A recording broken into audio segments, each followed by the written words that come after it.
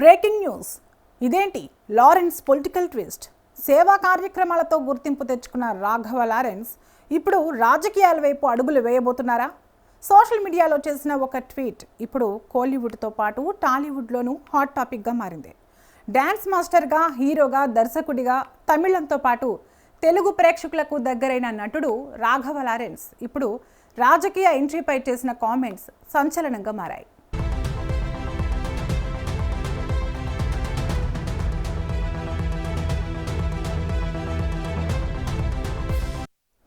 Dance మాస్టర్గా, హీరోగా, దర్శకుడిగా తమిళంతో పాటు తెలుగు ప్రేక్షకులకు దగ్గరైన నటుడు రాఘవ లారెన్స్ ఇప్పుడు రాజకీయ ఎంట్రీపై చేసిన కామెంట్స్ సంచలనంగా మారాయి. ఇప్పటి వరకు సినిమాలు, సేవా కార్యక్రమాలకే పరిమితమైన లారెన్స్ తొలిసారి రాజకీయాలపై ఓపెన్గా స్పందించడం ఇప్పుడు చర్చనీయాంశంగా మారింది.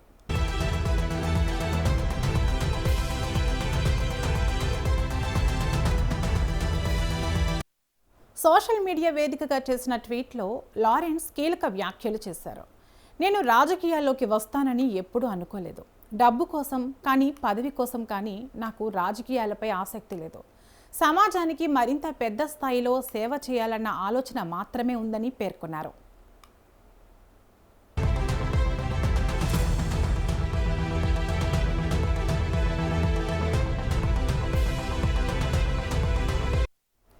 అయితే పరిస్థితులే ఇప్పుడు తనను రాజకీయాల వైపు నడిపిస్తున్నాయని లారెన్స్ వెల్లడించారు. త్వరలో విడుదల చేయబోయే వీడియోలో రాజకీయాలపై తన ఆలోచనలు, తన జీవితంలో రాజకీయాలు ఎలా ప్రవేశించాయి, తన తల్లి అభిప్రాయాలు, తన జీవితాన్ని ప్రభావితం చేసిన సంఘటనల గురించి నిజాయితీగా మాట్లాడానని చెప్పారు.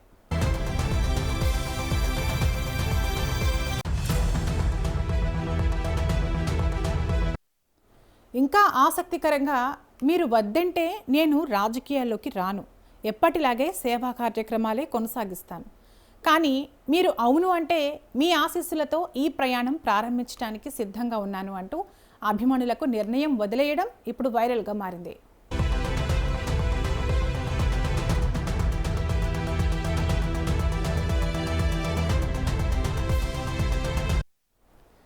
సర్వీస్ ఈజ్ గాడ్ హ్యాష్ ట్యాగ్తో లారెన్స్ చేసిన ఈ పోస్ట్కు భారీగా స్పందన వస్తోంది.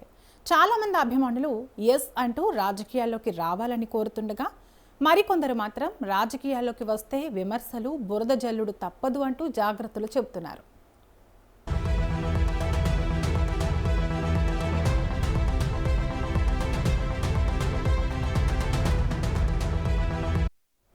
ఇప్పటికే అనాథ పిల్లల విద్య, సేవా కార్యక్రమాలు, సహాయక చర్యలతో రియల్ హీరోగా గుర్తింపు తెచ్చుకున్న లారెన్స్ ఇప్పుడు నిజంగానే రాజకీయాల్లోకి అడుగు పెడతారా, లేదా అభిమానుల స్పందన తర్వాత తన నిర్ణయం మార్చుకుంటారా అన్నది ఆసక్తికరంగా మారింది.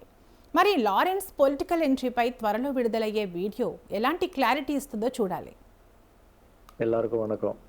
கடமையை செய், பலனை எதிர்பார்க்காத.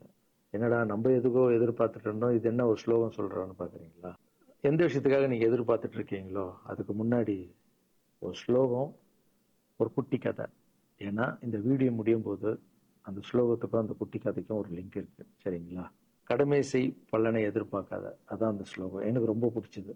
என்னடா இது கடமையை செய்ய சொல்றாங்க, பலனை எதிர்பார்க்க வேணான்றாங்கன்னு நிறைய பேருக்கு அந்த ஸ்லோகம் எல்லாம் ஒரு டவுட் ஒன்று இருக்கு. வேலை பண்றோம், வேலைக்கேற்ற கூலி எதிர்பார்க்க கூடாதா? இவ்வளவு கஷ்டப்பட்டு உழைக்கிறோம், சம்பளத்தை எதிர்பார்க்க கூடாதா அப்படின்னு. அந்த ஸ்லோகத்தோடைய முழு மீனிங் என்னன்னா ஒரு கதையா சொல்லிடுறேன். ஒரு பெரிய வீடு, ஒரு மிகப்பெரிய பணக்காரரு. அவரு ரூம் மட்டும் கிளீன் பண்றதுக்கு ரெண்டு ஆட்கள் இருப்பாங்க. ரொம்ப பிடிச்சவங்களும் 2 பேரு அந்த ரூம் கிளீன் பண்றதுக்கு வச்சிருக்காரு. அவர் மிகப்பெரிய பணக்காரர். அவர் இப்போ 2 பேரும் வந்து ரூம் துடைக்கிறவங்க. ஓகே, அவர் காலையில ரெடி ஆகி அந்த ரூம்ல இருந்து வெளியே வரும்போது அவங்க துடைச்சிட்டு இருக்காங்கல்ல, அதுல ஒருத்தர் வந்து அவர் பாட்டுன்னு ஒரு வேலையை பார்த்துட்டு இருப்பார், துடைச்சிக்கிட்டே இருப்பாரு.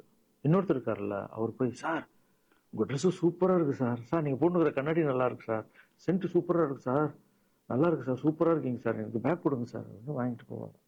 இன்னொரு ஆளு வணக்கம் சார் சொல்லிட்டு வேலையை மட்டும் பார்த்துட்டு இருப்பாரு. இப்படியே தினமும் நடக்கும். அப்புறம் அந்த ஓனர் வந்து இந்த ஊரை விட்டு வெளியூருக்கு போறாரு. போகும்போது 2 வேலைக்காரங்களும் கூப்பிட்டு ஒருத்தருக்கு வந்து 1 மாசம் சம்பளம் எக்ஸ்ட்ரா, யாரு கூட பேக் எல்லாம் தூக்கிட்டு போய் எப்போ பார்த்தாலும் சூப்பர் சூப்பர் சொன்னார்ல, அவருக்கு 1 மாசம் சம்பளம் எக்ஸ்ட்ரா. இன்னொரு ஆளுக்கு ஒரு வீடு வாங்கி கொடுத்து அவரை, நீ என் கூடயே வந்துருங்க, நான் அவர் கூடவே அவரை கூப்பிட்டு போறேன். இவன் ஓடி போய் கேட்டானா, சார் என்ன சார் தினமும் நான் தானே சார் உங்க பேக் எடுத்துருந்தேன், நான் கொடுத்த வேலையை நீ கரெக்டா பண்ணல, நீ ஜால்ரா அடிக்கிறதுலயே இருந்த, எனக்கு இது நல்லா இருக்கு அது நல்லா இருக்குன்னு. ஆனா அவன் வேலையை மட்டும்தான் பார்த்தான். வேலையை கரெக்டா பார்த்தா பலனு கடவுள் கொடுப்பாரு. அந்த பலன் தான் இது அப்படின்னு சொன்னாங்க. இப்போ விஷயத்துக்கு வருவோமா? திருச்சி கிழக்கு தொகுதி இன்னைக்கு நான் என்ன முடிவு சொல்றேன் இதுதானே. நான் திருச்சி கிழக்குல நிக்கணும்னா நான் முதல்ல அரசியலுக்கு வரணும். நான் அரசியலுக்கு வரேனா இல்லையான்றத சொல்றேன். அரசியல் எப்படி என் வாழ்க்கையில வந்ததுன்னு சொல்றேன். உங்களுக்கு நல்லா தெரியும், என் வீட்டில் குழந்தைங்கள வளர்த்துக்கிட்டு நான் பாட்டுன்னு சோஷியல் சர்வீஸ் பண்ணிட்டு இருந்தேன். மாற்றுத்திறனாளிக்கு டான்ஸ் சொல்லி கொடுக்குறது, ஓப்பனர் சர்ஜரி பண்றது, பசங்களை படிக்க வைக்கிறது, ஸ்போர்ட்ஸ் எல்லாத்துலயும் என்னால முடிஞ்ச வரைக்கும் பண்ணுவேன். என்னால முடியல மற்றவங்கிட்ட கேட்டு பண்ணிட்டு இருந்தேன். இந்த டைம்ல தான் ஜல்லிக்கட்டுன்னு வருது. ஒரு சில விஷயம்லாம் ஃபாஸ்டா சொல்லிடுறேன், உங்களுக்கு தெரிஞ்ச விஷயம் தான். ஜல்லிக்கட்டுன்னு வருது, அதுல நான் போறேன், சாப்பாடு போறதுக்காக குழந்தைங்களுக்கு போறேன். அப்படி அப்படி அப்படி நான் அந்த ஜல்லிக்கட்டு நடந்து முடிஞ்ச விஷயம்லாம் உங்களுக்கு தெரியும். அப்புறம் என் மேல ஒரு தலைவர் விமர்சனம், எதுக்கு தலைவர்னு சொல்லுவாரு, நம்ம அண்ணன் தான், சீமான் அண்ணன் ஒரு விமர்சனம் வைக்கிறாரு. அதுக்கு நான் மறுபடியும் ஒரு ட்வீட் போடுறேன், அவர் ட்வீட் போடுறேன். அப்பதான் என் வாழ்க்கையில் அரசியல்னு எழுத நுழையுது. நம்ம சாப்பாடு போறதுக்கு போகணும், இது என்னடா இவ்வளவு பெருசா இருக்கு, அந்த ஜல்லிக்கட்டு தான் எனக்கு அரசியல உள்ள நுழைஞ்சது, என்னடா இவ்வளவு பெருசா இருக்கு அப்படின்னு. அப்படியே போச்சு. அதே தலைவர் தான், அதே சீமான் அண்ணன் தான் ரஜினி சார் அரசியலுக்கு வர்ற மாதிரி பேச்சு அடிபட்ட உடனே அவங்க சைட்ல இருந்து பேசுறாங்க, தலைவரை பத்தி பேசுறாங்க. தலைவர் எனக்கு வந்து ஒரு குரு, என்னை வாழ வச்ச தெய்வம், ஒரு அப்பா மாதிரி, ஒரு அண்ணன், அப்பா எல்லாமே சொல்லலாம். ஸோ அவரை பத்தி அதிகமா பேச பேச பேச ஒரு முறையும் சூப்பர் ஸ்டாருக்கு ஃபோன் போடுவேன், அண்ணா ரொம்ப ஓவரா பேசுறாங்க, டெபா கம்முன்னு இருக்கண்ணா, நீ சைலண்டா இரு, இப்படியே ஓரளவுக்கு தான் நம்மளால பொறுக்க முடியும். அதுக்கப்புறம் ஆடியோ ரிலீஸ் ஃபங்க்ஷன்ல என் மனசுல இருக்கிறதெல்லாம் உடைச்சு சொன்னா, அதை நீங்களும் பார்த்துருப்பீங்க, தெரியும். அதுக்கப்புறம் ஒரு ரஜினி சாருக்கு ஒரு ஃபங்க்ஷன் வந்தது. அந்த ஃபங்க்ஷன்லயும் பேசினேன் இதை பத்தி. உங்களுக்கு தான் தெரியுமா அந்த வீடியோ, யார் ஓட்ட பந்தயத்துல ஜெயிக்கிறது, இப்ப கூட அந்த வீடியோ போயிட்டு இருக்கு. அதை பேசணும், அது பாட்டு அப்படியே போயிட்டு இருந்தது. அதுக்கப்புறம் பாத்தீங்கன்னா ரஜினி சார் அரசியலுக்கு வரேன்னு அனௌன்ஸ் பண்றாரு. பண்ண உடனே நான் போய் தலைவரை பாக்குறேன், என்ன வரீங்களா அண்ணா, நியூஸ்ல வருது, ஆமாக்கா நான் வரேன். அதுதான் பயங்கர சந்தோஷம். ஏன்னா வாழ்க்கையில ஒளி ஏற்றி வச்சவர், அவர் அரசியலுக்கு வர்றாரு, அவருக்கு சப்போர்ட்டிவா இருக்கணும் நம்ம. அப்புறம் எல்லார்கிட்டயும் போய் நம்ம கேட்டுட்டு இருக்கோம், தலைவர் வந்துட்டாருன்னா எல்லாமே குழந்தைங்களுக்கு இன்னும் நிறைய பண்ணலாம் அப்படின்னு, என்ன நானும் வரேன் அப்படின்னு ரொம்ப சந்தோஷம். ஸ்ட்ரெயிட்டா கிளம்பி நான் ட்ரஸ்ட்டுக்கு வரேன். என்னுடைய ட்ரஸ்ட், என்னுடைய ஃபேன்ஸ் எல்லாரையும் கூப்பிடுறேன். கூப்பிட்டு என்னுடைய வெல்விஷர்ஸ் எல்லாரையும் கூப்பிட்டு உட்கார வச்சு, தலைவர் அரசியலுக்கு வர்றாரு, புரியுதுங்களா. எனக்கு வந்து எழுத படிக்க தெரியாது, அதான் ஒரு ட்வீட் பண்ணணும், இதெல்லாம் ரெடி பண்ணுங்கன்னு தமிழ்ல சொல்லிட்டு அவங்க ரெடி பண்ணிட்டு இருக்க ஒரு டீம். இன்னொரு டீம் உட்காந்து என்கிட்ட கேள்வி கேட்கறாங்க, தலைவர் அரசியலுக்கு வந்து அவர் வந்து சிஎம் ஆயிடுவாரு, நீங்க வந்து அமைச்சர் ஆயிடுவீங்களான்னு, சுகாதாரத்துறை அமைச்சர் தான், நம்ம வந்து ஆபரேஷன் நிறைய பண்ணலாம், இன்னொருத்தர் கல்வித்துறை எடுத்தா நிறைய படிக்க வைக்கலாம். டேய், கடமை செய்யணும், பலன் எதிர்பார்க்க கூடாது.